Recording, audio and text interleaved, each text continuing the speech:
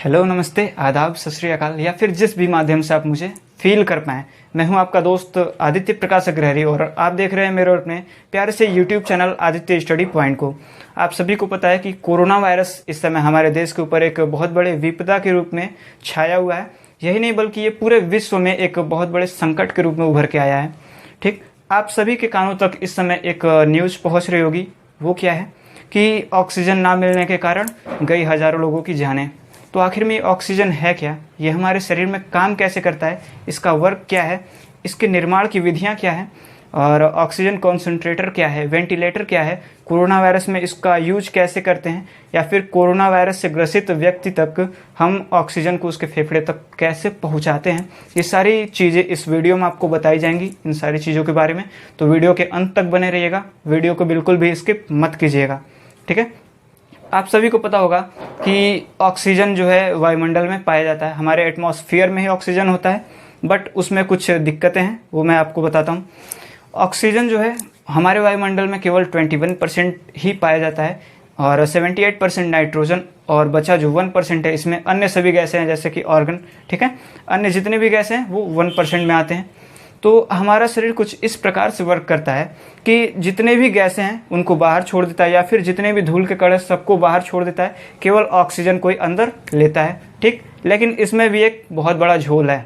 क्या है भाई, ये चीज़ आप लोगों को नहीं पता होगी, मैं बताता हूँ। ठीक, ऑक्सीजन जो 21% वायुमंडल से हमारा शरीर अंदर लिया, वो फेफड़े तक केवल 4% ही जाता है, बाकी सारे बाहर आ जाते हैं। ठीक, वायुमंडल से भी केवल 4% ऑक्सीजन अंदर जाता है, बाकी सारा बाहर आ जाता है।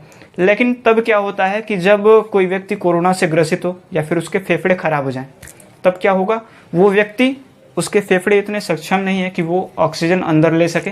पहले तो 21% वो फिल्टर करके अंदर लेगा, फिर उसमें से भी 4% ही केवल अंदर ले पाएगा। तो ये बहुत ज़्यादा दिक्कत हो जाता है उसके फेफड़े के लिए, और वो ऑक्सीजन को नहीं ले पाता है, जिससे मौत हो जाती है लोगों की। तो आखिर में इसका उपाय क्या है?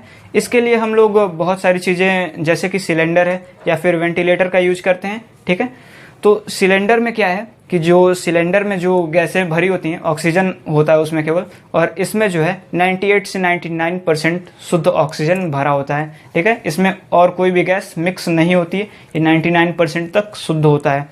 तो सबसे पहले ये जानिए कि ऑक्सीजन को बनाया कैसे जाता है, इसके निर्माण की विधियाँ क्या है। ठीक है, अच्छे से बताते हैं, विस्तार से बताते हैं, तो बने रहिए अंत तक।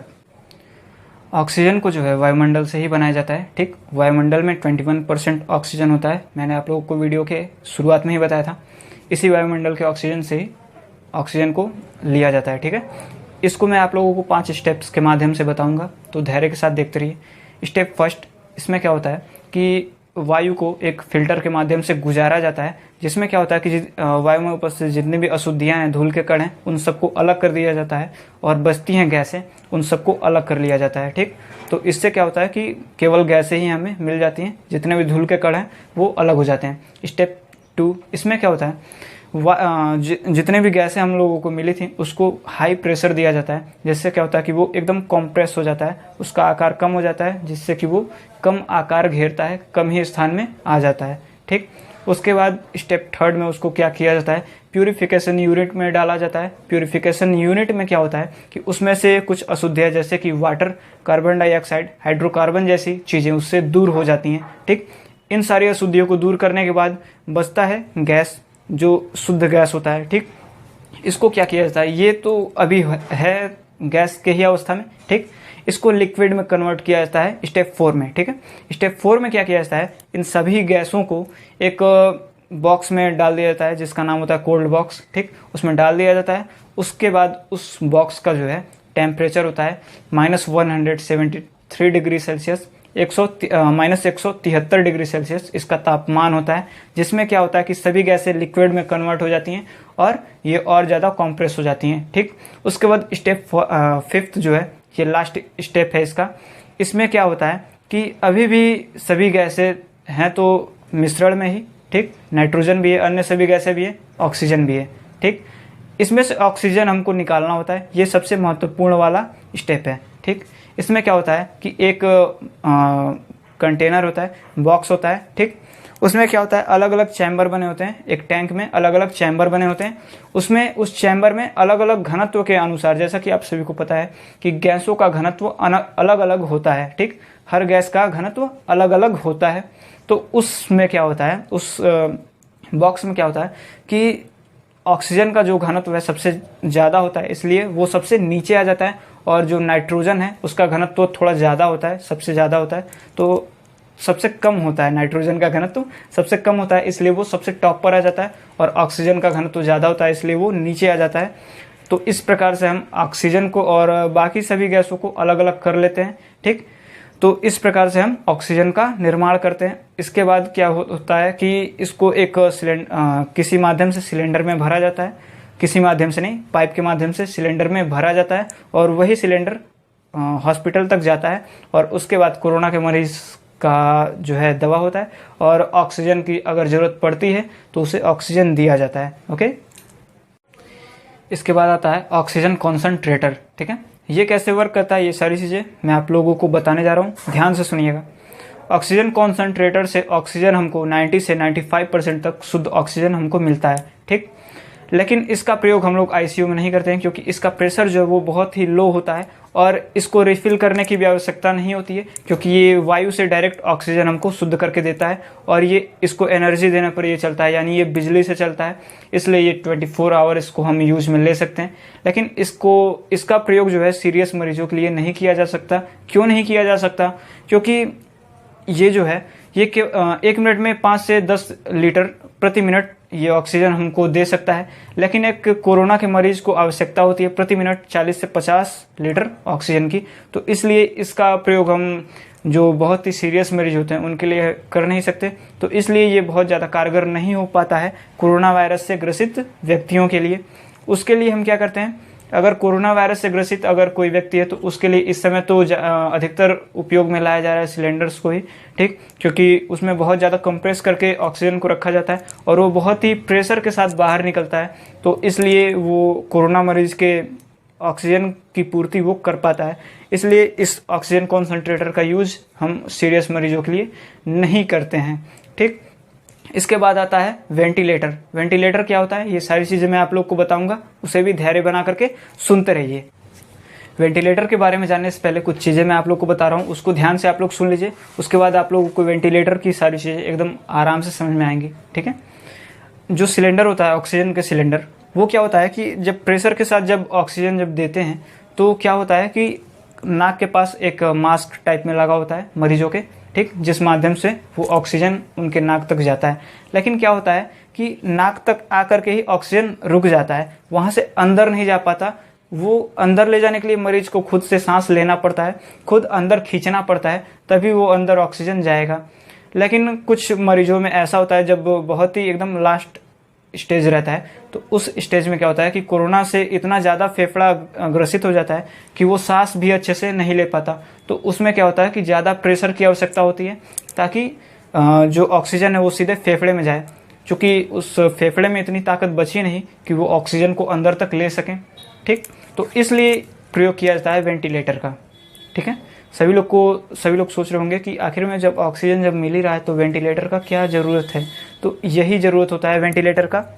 इसमें क्या होता है कि इसके जो नली होते हैं, वेंटिलेटर के पाइप होते हैं, वो सीधे गले तक अंदर तक जाते हैं, ठीक, और फेफड़े के पास एक नली होता है, वहाँ पर जा करके उसको रोक दिया जाता है और ऑक्सीजन जो है सीधे अंदर तक जाता है फेफड़े में, ठीक।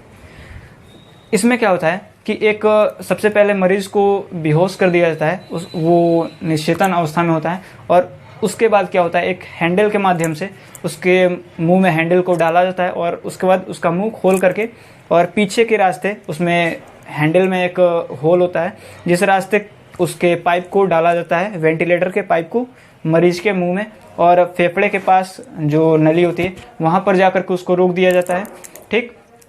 और ये जो लगाने का जो तरीका है सबसे कठिन होता है, ठीक, इसीलिए सभी लोग इसको नहीं यूज कर पाएंगे। बहुत मतलब कम ही लोग होते हैं जो अच्छे से लगा लेते हैं, तो इसलिए इसका प्रयोग जो है अच्छे से करना चाहिए। जिनको भी वेंटिलेटर के विषय में नहीं जानकारी था, मैं आज उन लोगों को बताता हूँ। वेंटिलेटर का काम क्या होता है, जब मरीज, जैसे कि इस तरह से समझिए, जैसे कि मान लीजिए किसी को भूख लगा है, ठीक, उसके सामने खाना नहीं है खाने को, ठीक, किसी को भूख लगा है, उसके पास खाना नहीं है खाने को, लेकिन कोई आता है उसको खाना दे देता है खाने के लिए, उसके सामने रखा हुआ है, लेकिन क्या हुआ, उसका हाथ ही नहीं काम कर रहा है बेचारे का। अब जब हाथ काम ही नहीं कर रहा है तो बेचारा खाना खाएगा कैसे, मुंह तक ले नहीं जा पाएगा। अब जब मुंह तक नहीं ले जा पाएगा तो वो खाना खाएगा कैसे, तब भी तो बिना खाने के ही मर गया। ऑक्सीजन रहते खाना रहते हुए भी वो बिना खाने के ही मर जाएगा। तो इसलिए क्या होता है कि ऑक्सीजन होता तो है लेकिन फेफड़ा उसे अंदर ले नहीं पाता है, खींच नहीं पाता है, क्योंकि उसमें इतनी ताकत बची नहीं है।